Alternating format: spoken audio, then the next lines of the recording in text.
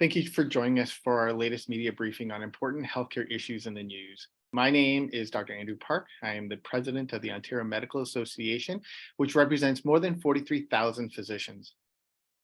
We're here today to release a progress report on our prescription for Ontario Doctors' 5-point plan for better healthcare. We released our initial report 18 months ago, which has served as our roadmap for the future of healthcare. Today, we will be reviewing our progress and our top priorities moving forward. First, we're encouraged to report that the government has taken action on 51 out of 87 of our recommendations since we released our original prescription. This tells us that the government is listening to physicians and that our influence is being felt and heard. It's important to track and report our progress on our recommendations because, as we all know, what gets measured gets done. But the truth is, a great deal more needs to be done. Despite our progress, the cracks in the healthcare system that were exposed by the pandemic remain. Patients still have to wait too long for appointments, tests, and care. Too many acute care hospital beds are occupied by people who don't need that level of care. It's no exaggeration to say that primary care is in crisis. Too many Ontarians do not have a family doctor. Doctors are reporting record levels of burnout trying to catch up to care missed during the pandemic and keep up with a growing and aging population with more complex needs. One of the leading causes of burnout is a crushing administrative burden that physicians face. Physicians are saying that they spend as much as 19 hours a week on documentation, forms, and other administrative tasks. Today, the OMA is identifying 3 areas where we must focus our immediate attention. We want to spend the summer and early fall working with government and others to find solutions and ensure our vision for coordinated care from cradle to grave becomes a reality. With all that being said, here are our top 3 priorities. Number 1, ensuring that everyone has access to team-based primary care led by physicians. Number 2, reducing physician burnout and the administrative burden contributing to it. And lastly, addressing the lack of access to services in home and community care settings, such as long-term care homes and hospices. I'd like to now introduce our panelists today, who will speak more about these priorities in detail. Dr. David Barber is a new chair of the OMA's largest section, the section of general and family practice, representing 15,000 family doctors. Dr. Barber is an assistant professor at the Department of Family Medicine at Queen's University, where he is a practicing family physician and educator. Our next panelist needs no introduction. You all know Dr. Rose Zacharias, the immediate past president of the OMA. Dr. Zacharias is a family physician who for the last 20 years has practiced as an emergency department physician, a hospitalist, and surgical assistant. She currently provides medical coverage to psychiatry inpatients at Waypoint Center for Mental Health in Penetanguishene. Her advocacy work has been instrumental and is focused on physician mental health and well-being. We're going to start with Dr. Barber, who will tell us about his experiences as a family doctor and explain why the OMA is sounding the alarm on primary care being in crisis. Great. Thanks, Dr. Park. And so you mentioned the words already, crisis, and I think it's absolutely fair to say that family medicine is in crisis, and the negative impact this is having on our patients continues to get worse and worse. I think it's so important to realize that the family doctors are the gatekeepers to the healthcare system. And when a patient doesn't have access to a family doctor, they really have nowhere to go. And oftentimes ending up in a merge, which is the last place that we want them to be. And the other thing is that, just looking at the stats, we have 2.2 million Ontarians right now with no family doctor. This continues to get worse. This is an increase with, of 450,000 since 2020. That's a population the size of London. I can speak, to our own community in Kingston, Ontario.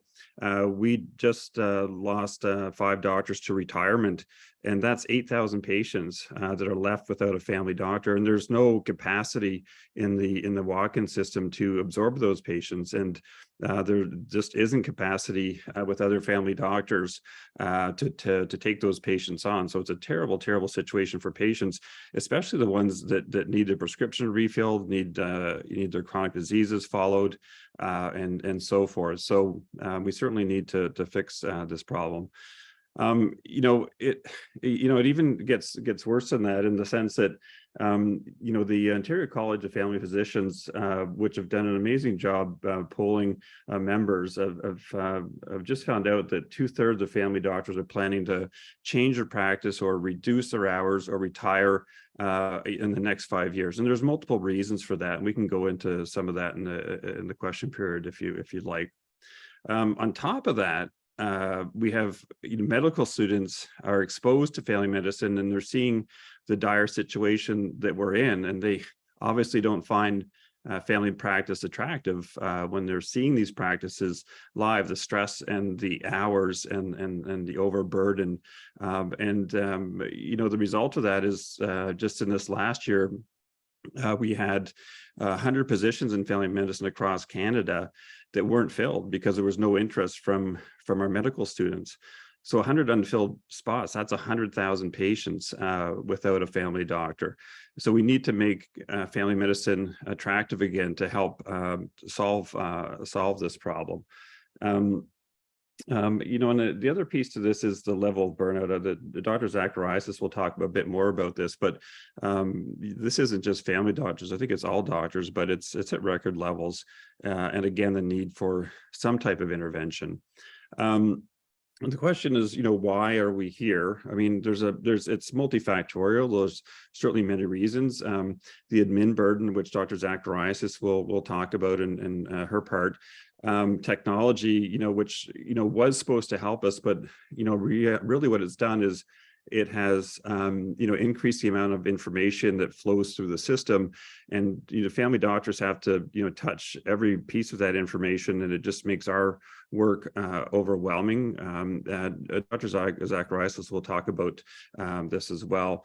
The other impact is just the state of healthcare wait times. So I think people forget that when we ask a patient to see a specialist, and the specialist has a wait time of 2 years, well, then the family doctor is left managing that patient for 2 years, and that's a terrible thing for the patients when they need to see somebody with the expertise that's needed.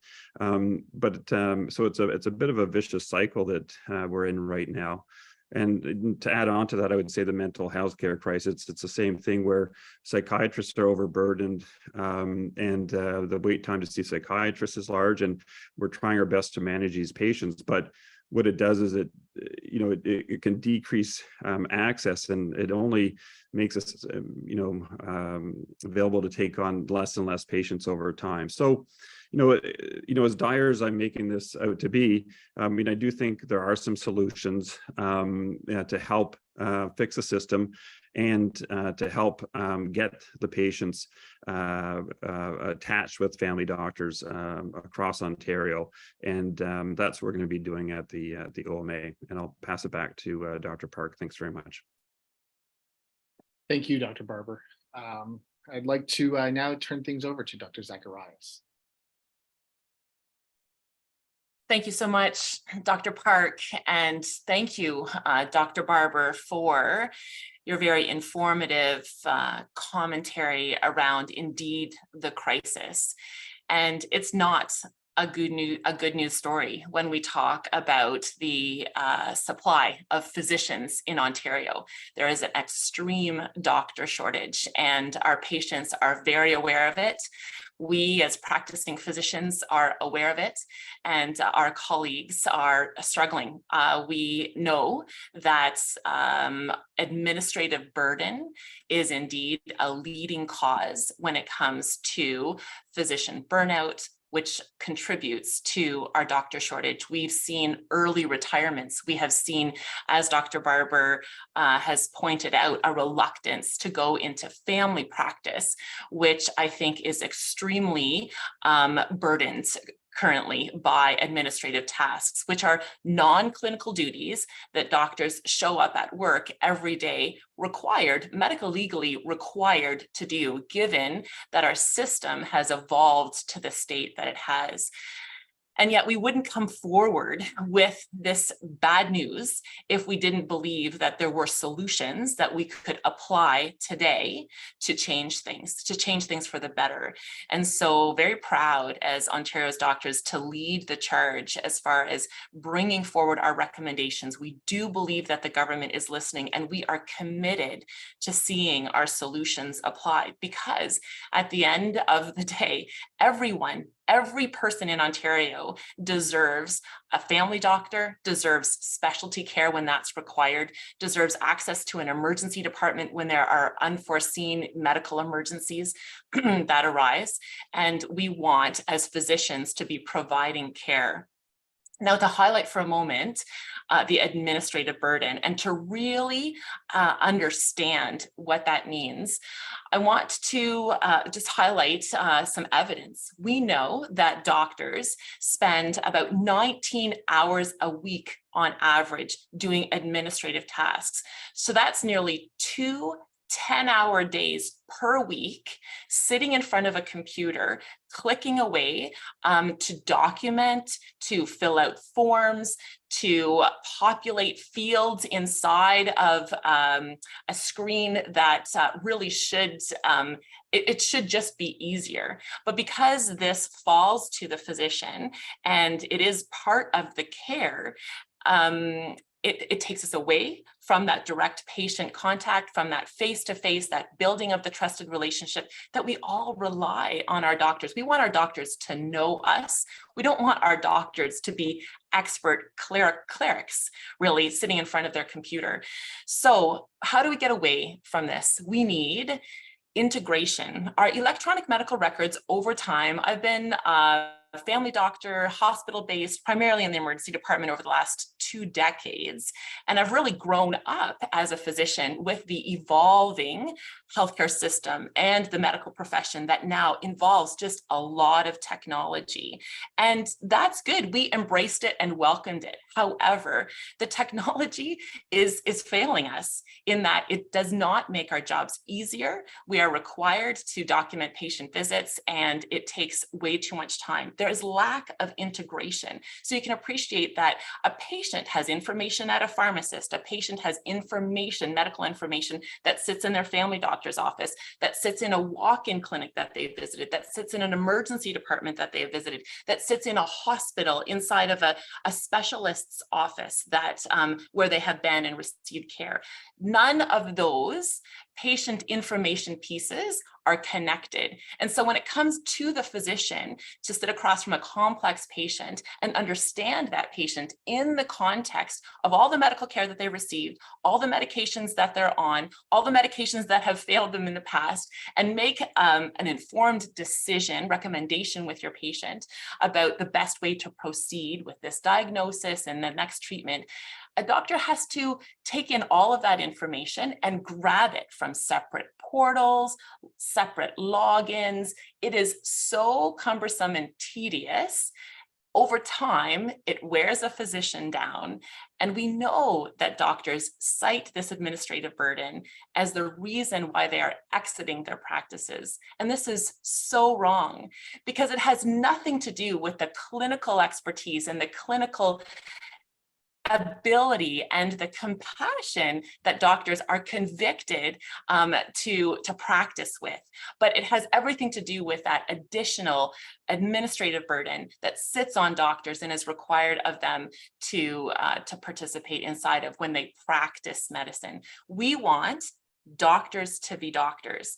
And in order to do that, we need to equip and enable the electronic medical records, the referral system, all of that technology behind the scenes. We need to equip and enable that to work for doctors and not work against doctors. And so this is exactly the solutions that we have been bringing forward when we speak to government and just highlight the issue that if indeed we could have that integrated intake and referral system. You can appreciate, I've spoken with a doctor who has said, I have made a referral to a specialist, and I have since found out that that specialist practice is full. So after spending the time filling out that form, it has come back to me. My patient is still not receiving care. Okay, I need to find then another specialist to perhaps take my patient. Doctors are sometimes at the mercy of their own personal networking or their own even social media to find out which specialist in town, which dermatologist, which rheumatologist, which surgeon, which cardiologist could see my patient for this complex problem. We need to have that also centralized and much more easier for physicians to access, because all the while it's impacting their patient and the care that they can deliver when this tedious, cumbersome task just comes down to being required to be figured out by the doctor. Once again, taking them away from direct patient care and contributing to their burnout. Lastly, and I'll just share a story that was particularly compelling. During my time as OMA president, I had ample opportunity to speak one-on-one with physicians across the province. But one story stays with me. I spoke with a general surgeon who was a good 10 years away from retirement and had been practicing as a general surgeon for 25, 30 years. And he said to me, over his time practicing and operating in the OR, there has been so much administrative requirements and so many forms that he's required to fill out. The referral system has just gotten that much more complicated, that because of that, he's retiring, he's exiting, he's retiring early. And as he shared that story with me, I was aware that during COVID, we built up a backlog of over 1 million surgical procedures, for example. There was so much that this physician was positioned to continue doing. And it had nothing to do with the clinical expectations or the complicated surgical demands on him as an expert surgeon, but because of the administrative work that was required of him as a physician inside the healthcare system in Ontario, he was exiting. And it just made me sad to hear that story and to know the truth behind it. And that's not just his story, but many, many people's story. And those who come forward with a conviction needs solving on. And so we are committed to continue speaking to out about the solutions, and so glad to have you gathered here in the room today to also amplify that message. Thank you. Back to you, Dr. Park. Thank you, Dr. Zacharias.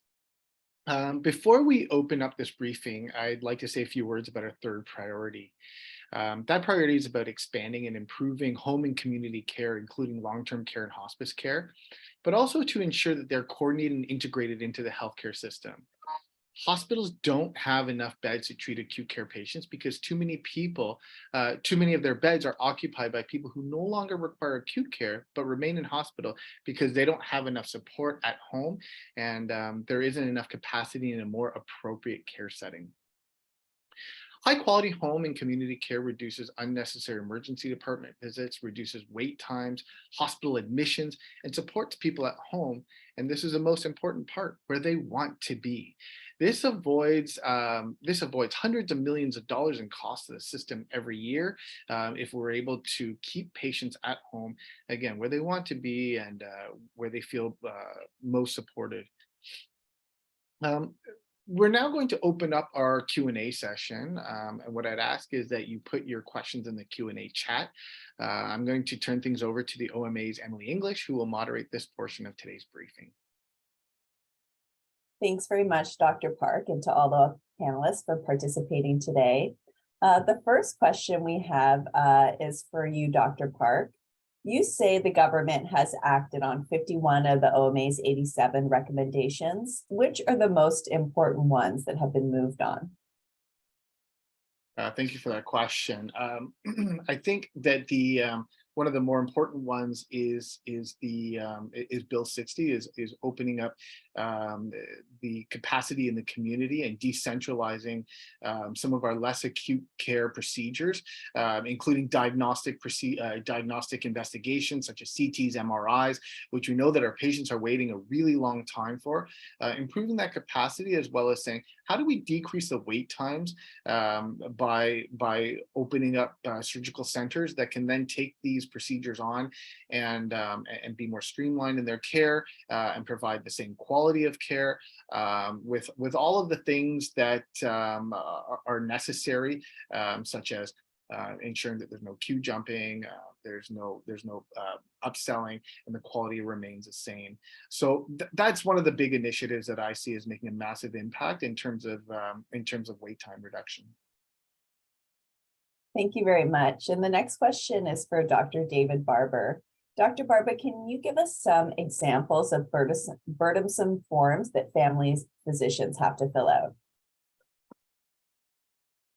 Absolutely. So I can give you an example from my practice. I could give you many examples, but one of the ones is we have an 18-page form in Kingston for the Kingston Access Bus. So for patients that are disabled, and so it's it takes a long time. It's something we do on the side of our desks or after hours, most likely, and it's important work. I mean, these people, they need help. They need that bus access, but it doesn't have to be 18 pages, right? So somebody is making these decisions without input from family doctors, and it could be done a lot better. And when you take that along, another example would be long-term care forms. So we have to fill out these really, really long long-term care forms when somebody makes an application.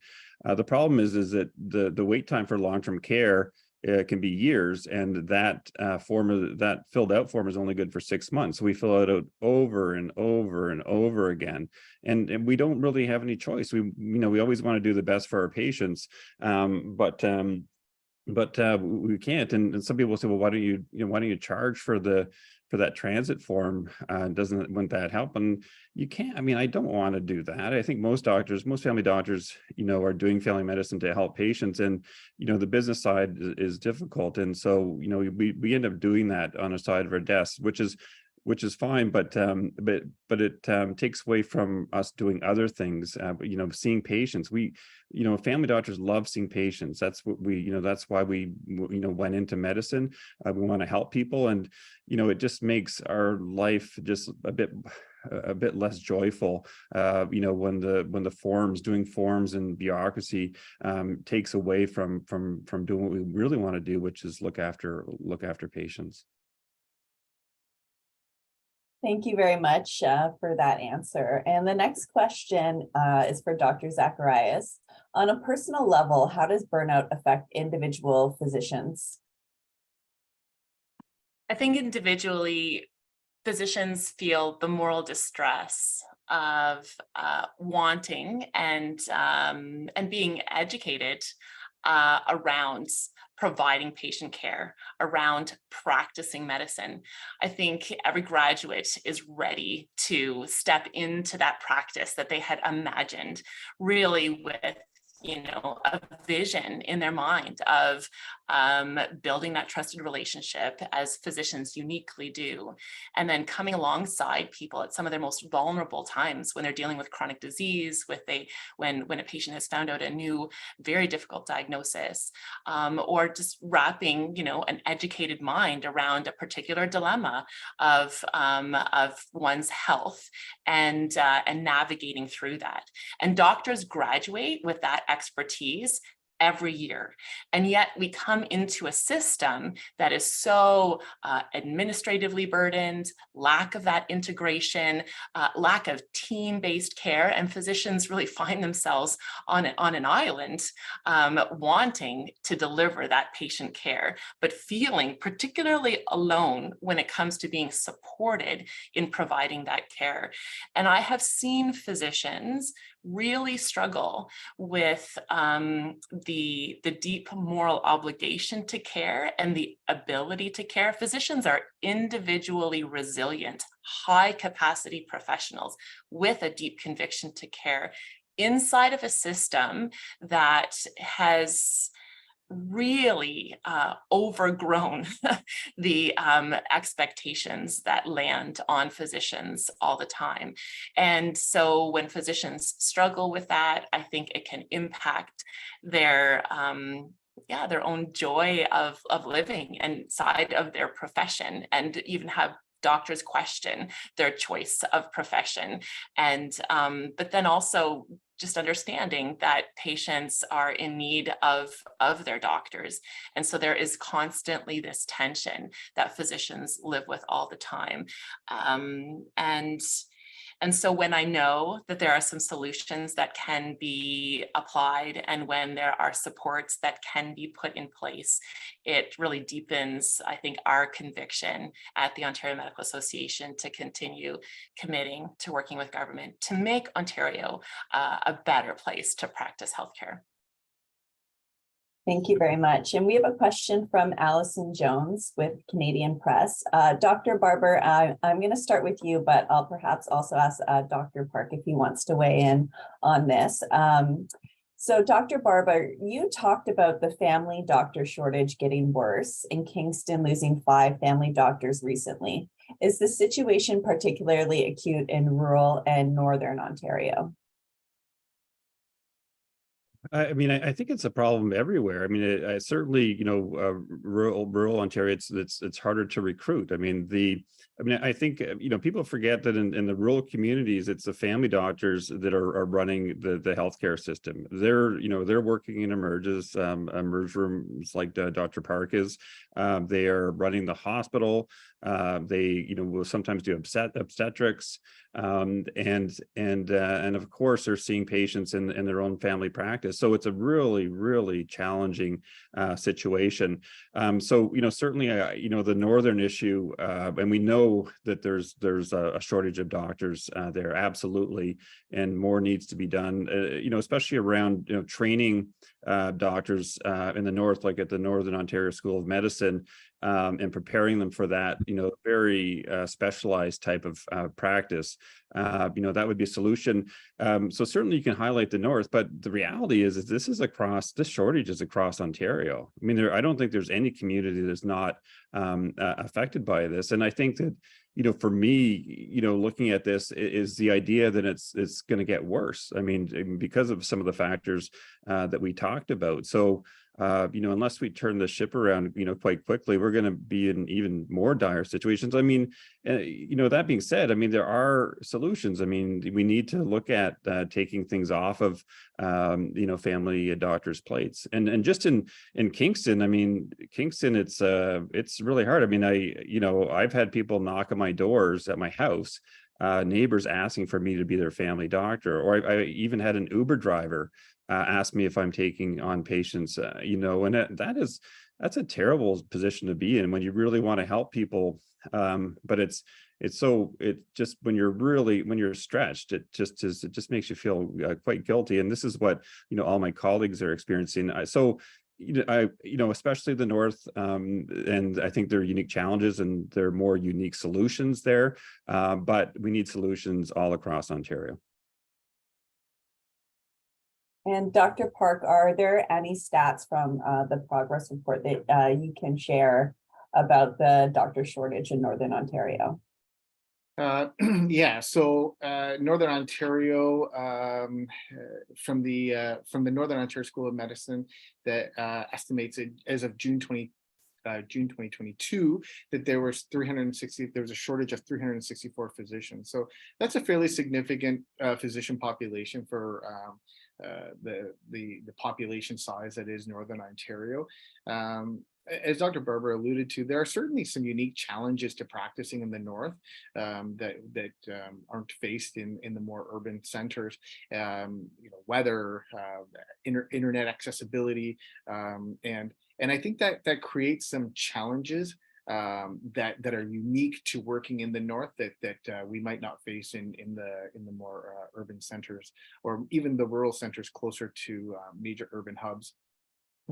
So I think the work that is being done by NOSM, the Northern Ontario School of Medicine, sorry, is really is groundbreaking in terms of the application as well as retention of students in those areas, because for a lot of us that have trained in particular places around the country, we know that you're more likely to stay where you trained, and you have an attachment to that community. So encouraging that, encouraging students from those areas to apply and hopefully be able to service their communities, that we know that they have more of an attachment to those communities, and that's a key focus. I think that with primary care being the foundation of the system itself, and as Dr. Barber had mentioned, I've worked in hospitals in those communities in the north and certainly rural. He's absolutely right. Generalism is the key to everything, because you don't have the population to support certain specialties. So there is a different style of practice that really needs to come into it. And one of the things that I think will be key is how do we support and mentor those physicians that might be new to the country, that want to target a practice of generalism and want to contribute to these communities and work and live and be part of those communities. That requires some mentorship and some support within those communities. So that's going to be key to hiring and maintaining physician populations in the north. Thank you very much. And the next question is from reporter Alan Hale. He's with Queen's Park Today. Dr. Zacharias, I'll direct this one to you. Has there been any discussion with the province about a consolidated system for filling forms? And if so, what progress has been made on that idea? Thank you for the question. Yeah, we know that forms, you're hearing it today, are particularly burdensome. A real big part of that administrative burden is the filling out forms. When one form is 18 pages, and sometimes computer forms required to, populate every single field and to populate it correctly before you move on to the next field on a form, just is so tedious and time consuming. So any solution directed at forms and taking that off of a physician's desk is going to be key, reducing burnout and freeing up doctors to do patient care, which we want to do. As far as key solutions there, we actually have a bilateral burnout task force where physicians are sitting down, physicians at the OMA and our staff are sitting down with ministry officials to look very specifically and at causes for burnout. We also have a forms committee where we have ministry officials there as well. We know that insurance forms contribute to administrative burden and even sick notes and any specialty service forms. So even looking individually at forms and seeing which ones of these are outdated, can be streamlined. This is the sort of work that is being done right now, because without doing that, forms just stay in the system and continue to circulate without ever becoming easier or reducing that redundant information. And doctors are continue to be tasked with doing that and spending time doing those forms. Any solution that we have, we want to implement, because we do think that reducing form burden will have an impact on physician burnout and enable doctors to provide patient care. And I am pleased to report that sort of work is going on. It will take a little bit of time, I think, for individual physicians to feel that impact on their practice. But indeed, the key conversations and some good work is being done on forms specifically. Thank you very much for that answer. And we have another question for Dr. David Barber. Can you tell us anecdotally, what are you hearing from students who are not choosing family medicine? What are some of the reasons that you've heard? Certainly. So I work in an academic setting, and so I work quite closely with training residents and also medical students.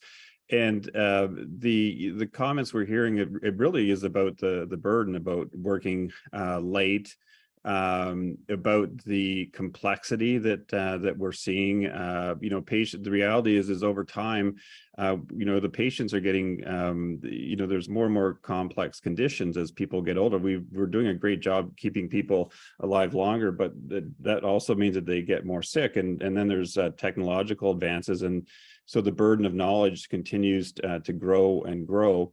I think part of it is they're afraid of having to run a business, and this is something what that people also forget is that most family doctors actually run a business. So that means doing all the payroll, that means the hiring, that means dealing with all of the other administrative work that goes along with. And the residents, our medical residents in our family medicine program, medical students look at that and they say, I want no part of that. I just want to, I want to see patients. I want to help out patients. And so, that's another thing that we need to look at, are changing the models of care for patients. I think it's probably more impactful for them when they get out into the community physicians, and the reality when they see talking to their preceptors out in the communities, that finding out that they're working late at night, that they're working weekends. Dr. Park shared with me yesterday that he knows of family doctors that won't take vacations unless there's Wi-Fi access. So this family doctor used to go to Algonquin Park. So that's, unless they carry a satellite, that's not happening anymore, because they need Wi-Fi access to look at their inbox, to look at all of the information that comes on patients and deal with that. And it all goes back, partly to the shortage. There simply aren't enough doctors. If I go away on holiday, or, we need coverage, but it's not like a teacher where you can get a substitute teacher. We can't even find somebody to cover our practices when we're away, which that increases the stress enormously, because we feel responsible for those patients. We know that we can't leave them hanging. So I think it really comes down, to the burden and doing things that they don't see as being part of what they want to do, right? Which is to see patients, care for patients, and all this extra stuff just is not appealing to them. Thank you very much for that answer. And we have another question for Dr. Zacharias. This one's from Megan Below at the Kingston Whig Standard. Does the OMA have immediate suggestions for creating a system that will alleviate the administrative burden? So speaking to alleviating the administrative burden, we have been working with government to address the forms. Our bilateral forms committee is very focused on that task and literally going through the forms, the ones that physicians have spoken up about that are particularly burdensome, and looking at which of those forms can be reduced, which of those forms can be eliminated, which of those forms perhaps don't need a physician to fill them out, but someone else on the healthcare team that a patient could access and have their forms filled out. So looking at working with government on the bilateral forms committee, also we look very specifically at our burnout numbers and wanting to know if when we apply a solution at a systems level, how is that impacting the physician population? And so even gathering the evidence around burnout and the administrative burden is key here, because I don't think we've been yet inside of our healthcare system knowing the enormity of this burden and measured it properly. And so collecting data around burnout is key, and we are working with ministry officials on that exactly, as well as targeting the things that we know contribute to burnout, and then measuring when we implement something new or different, how is that impacting physicians, as healthcare providers, and how is that impacting our patients. And so following our implementation with key measurement is really critical. Thank you. And Dr. David Barber, did you have anything you'd like to add? Yeah, so I just want to add on to that, beyond the forms, there are other things that we can do quite quickly. So there's a system in Ontario, the hospital report manager, that sends information, lab tests and reports from the hospital and beyond to family doctors' offices. Now, according to the people I've spoken to, about 25% of those are duplicates. Now, so if you take, that there's 15,000 doctors in Ontario, and we get about at least 100, messages, lab results from the system, that's 250,000 of duplicate pieces of information that we need to look at and discard. And the issue apparently is with the hospitals don't have the resources to fix the issue. Right, we all know it's an issue, but there's there's an alignment there. No, but I mean, there's a technical solution, but we just need to make that happen. I mean, this is a sort of, there's some really low-hanging fruit that we can do to remove some of the administrative burden, really quickly. Thanks. Yeah, thank you very much for adding on to that question. We have a question now from Marjo John with the Medical Post. I'll direct this one towards Dr. Andrew Park. Dr. Park, can you expand on the poll by the Ontario College of Family Physicians? How many doctors were surveyed and what were the key findings? Thanks for the question. So the Ontario College of Family Physicians poll was of 1,300 family doctors in the province. And the major findings were twofold. Number one, that family physicians spend up to 19 hours a week on administrative burden or administrative tasks. And the second one was, as Dr. Barber had outlined already, that 65% were looking to reduce their hours in the clinic model, whether that's either reduce, retire, change practice settings, and those were the key findings. Around the 19 hours, I think, as Dr. Zacharias and Dr. Barber both alluded to, or stated explicitly, as it were, is that there's a portion of this work that certainly we can't avoid. We have to input data. We have to talk about the histories and physicals, how we coordinate our labs and our impressions of our patients, et cetera.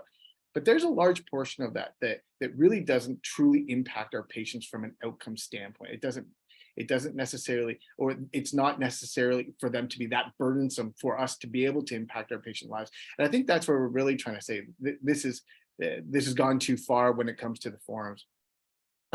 In terms of the reduction of clinic-based hours, we have 2.2 million Ontarians without a family doctor. If 65% within the next 5 years are saying that they are going to reduce their capacity to see patients within that outpatient setting, that's going to get worse. So it's really we're really at an inflection point with how concerted our efforts are and how coordinated our efforts are across government, across physicians and multiple stakeholders to improving that figure. Thank you.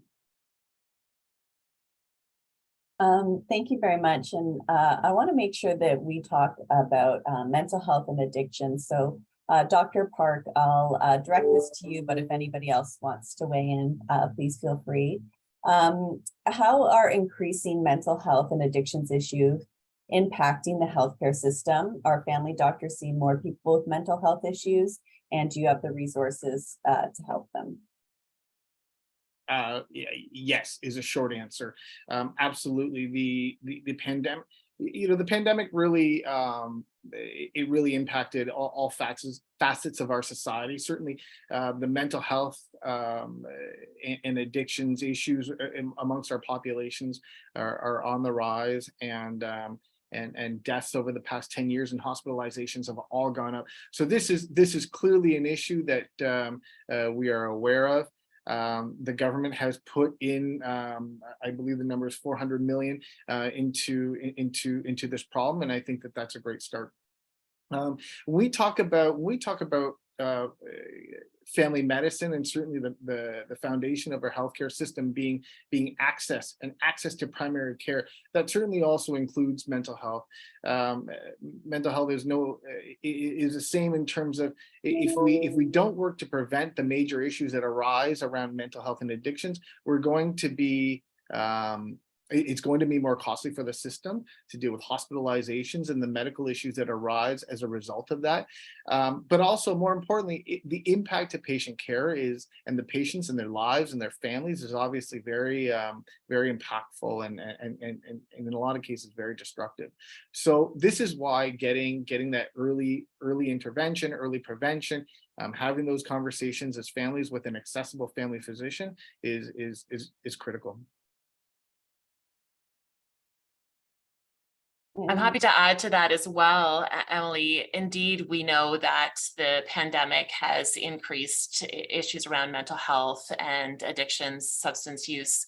And we know that the majority of people go to their family doctor, if they have one, with issues around depression, anxiety, just really seeking out that support. And at the same time, we know that family doctors are not equipped to manage that entire complexity with all the time and the resources that it takes to indeed bring in a patient that is struggling, that may have suicidal thoughts, that has it just takes time. It takes time to care for a patient. And doctors know this and want to give the time.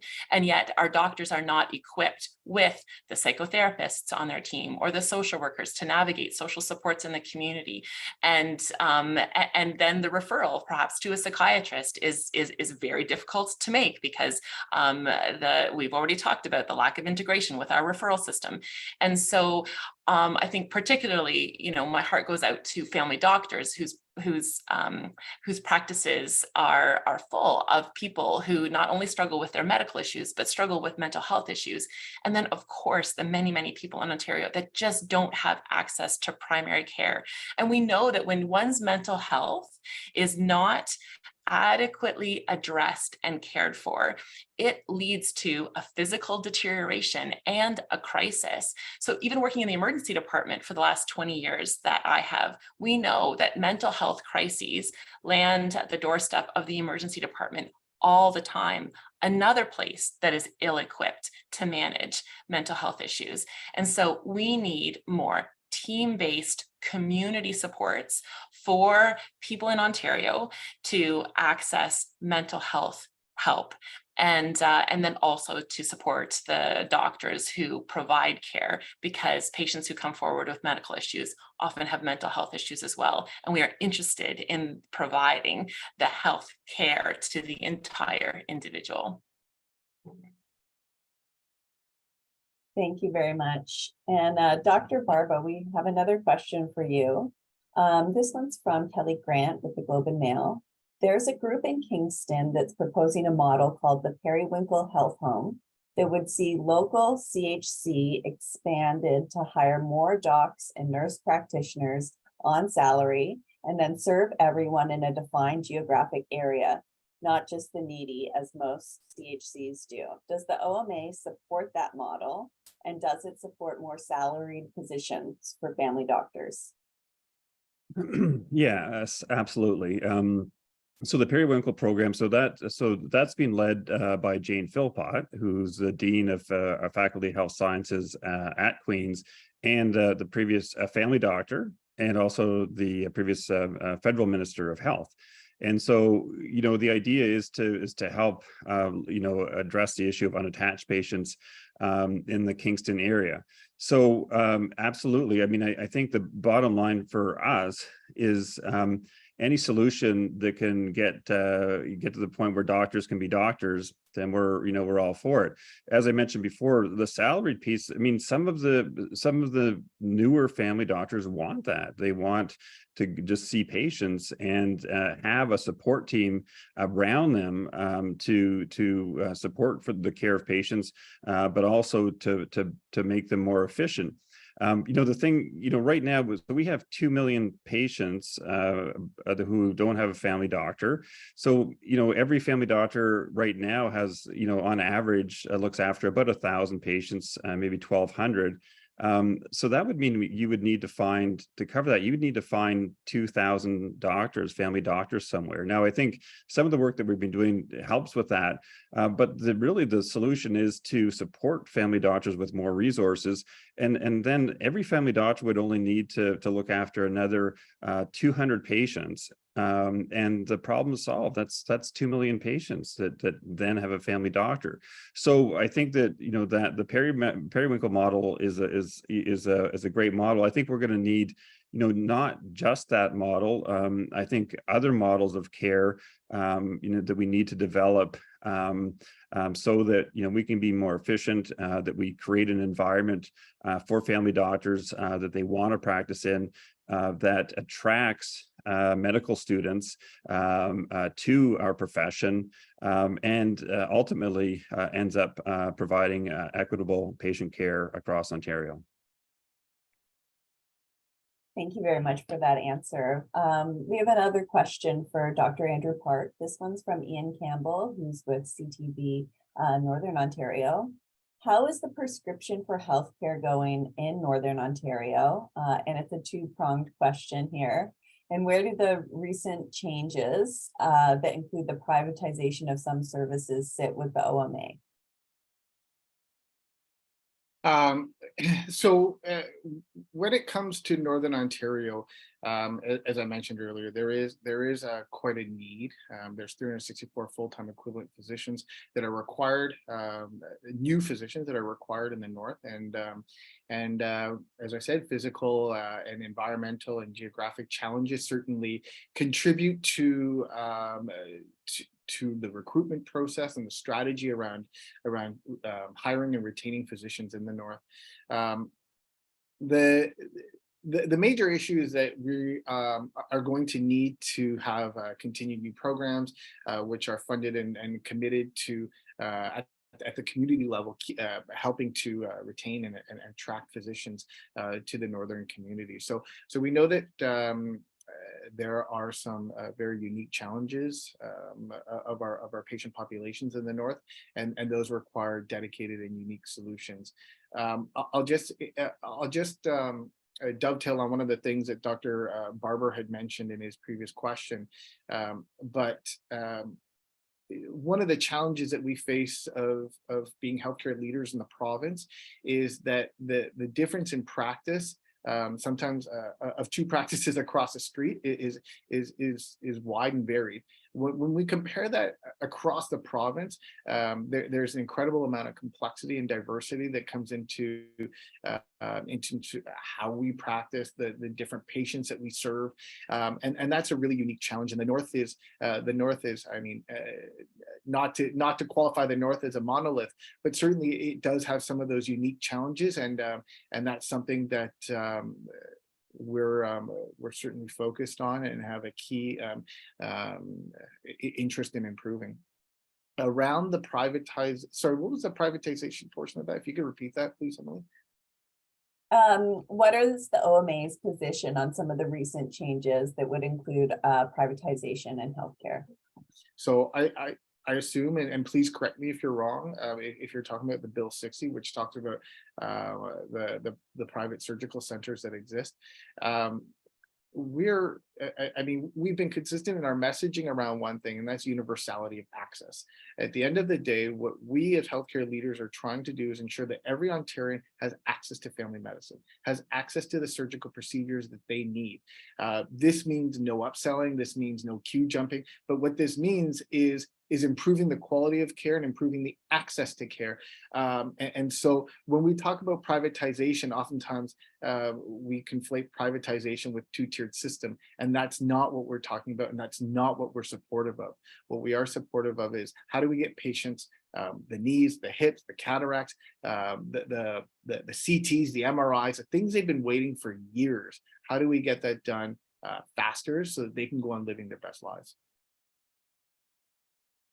Thank you very much for that answer. We have another question for Dr. Rose Zacharias. Dr. Zacharias, when we talk about administrative burden, can you expand on what that includes and how it can take up so much time? Is it just filling out paperwork? Why can't office staff or nurses handle that documentation? Administrative burden, it is really what is contributing to physician burnout, as you've heard us talking about here. And I'm so glad to expand on it, because we really want this understood. When a physician comes to open their practice, to take on their patients, I think, you know, we come with our medical expertise, and we are ready to tackle the challenges around difficult diagnostic dilemmas, and even thinking through treatment recommendations. Of course, having that trusted relationship with our patient to navigate through all of that complexity. And that is what we have always been prepared to do when we enter our work as physicians. And yet what I know doctors find themselves inside of is all of this additional administrative clerical tasks that just take time. And so, as we've outlined here today, the reason why this administrative burden exists is because our electronic medical records, so we've gone from pen and paper, and I've actually been in the system long enough to have charted with pen and paper only 20 years ago when I started out in the emergency department. And we have migrated, as we should have, keeping up with technology, to electronic medical records. And yet those electronic medical records are siloed, they don't communicate with one another. And so the responsibility sits solely on the physician to enter multiple portals, open up numerous windows, log in separately each time, to sometimes just open up a notification attached to a patient chart that is completely irrelevant. But it's not labeled as such. And so the physician is required to go and chase that down and to find out, is indeed this, that specialist letter that I've been waiting for that will help direct care? Or is it a redundant duplicate X-ray report of a normal non-fractured ankle that I am already aware of? And so that's a very specific example, but you can imagine, as Dr. Barber was saying, these sorts of tasks come onto a patient's doctor's desk hundreds of times each day. And so just sifting through all of that information, the numerous notifications, opening up to see if they're relevant, the forms that sit and wait for a physician to fill out and populate every single field, and as well the referral system that is just not integrated. And so it requires really a commitment to fill out a forms and a request to have a patient seen by a specialist that is just taking too much time. And so physicians, we want doctors to be doctors and not burdened with this administrative task. And that's exactly what we're doing as far as bringing forward solutions around. Mm-hmm. We're nearing the top of the hour. Just a reminder to media, if we don't get to your questions, we can follow up with you via email. Lots of questions today, so thank you very much, everybody, for the engagement there. I'll ask one more question to Dr. David Barber that we have, and then I'll turn it back over to Dr. Andrew Park for some closing remarks. Dr. Barber, what can we do right now to better support family doctors? I think that right now, well, one is offering hope. I mean, it would be really, nice to know that there is a light ahead, and for us, and that gives us energy, I think, to keep our practices open, and keep trying to innovate and make our practices more efficient. I did point to some low-hanging fruit previously around, reducing some of the paperwork that comes our way. I do think that could be something that can, be done, within, with some resources flowed our way.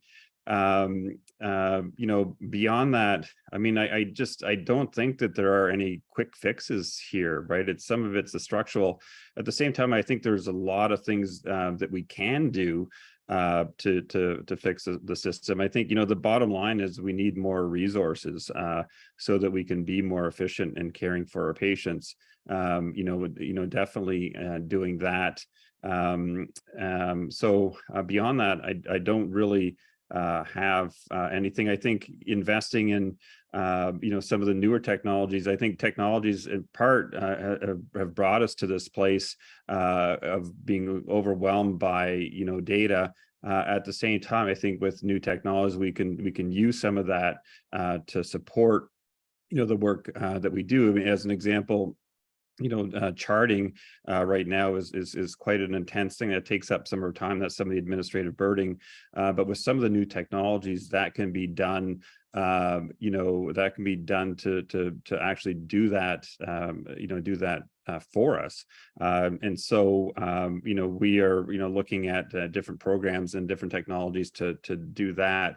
But I'm not sure there are quick fixes, but there are sort of maybe shorter term fixes. And the one I mentioned about, the transfer of data from hospitals to primary care would be really helpful for us. Some movement on the referral piece. I mean, I think moving toward a centralized referral that Dr. Zacharias has pointed to. I mean, you can imagine, the single doc in their office trying to, make a referral to a patient for a patient to, a rheumatologist, and they get a response back that they're not accepting anymore. So then they go to another one. That takes time. So, having central referral would be a great help too. But I think we need to get some of these initiatives started to give family doctors hope to stay in the game, so that we can move to the point where we can look after all the patients in Ontario. Thanks very much. Thank you. And Dr. Park, I'll hand it over to you for closing remarks. All right. Well, thank you very much for this generative discussion. I want to thank our panelists, Dr. David Barber and Dr. Rose Zacharias, for your impassioned remarks and your continued service to improving the care that everyone receives. I want to thank our media for attending and their very thoughtful questions. I think as the discussion and the conversation continues to evolve, we look to our media partners to continue to share the message of the leadership that we're providing, and how we work together to improve care for all Ontarians. If we didn't get to your questions and you have any further questions, we will have follow-up with you, and you can certainly email at media@oma.org with requests for interviews or information, and there will be a recording of this session later this afternoon. Thank you very much, and enjoy the rest of your day.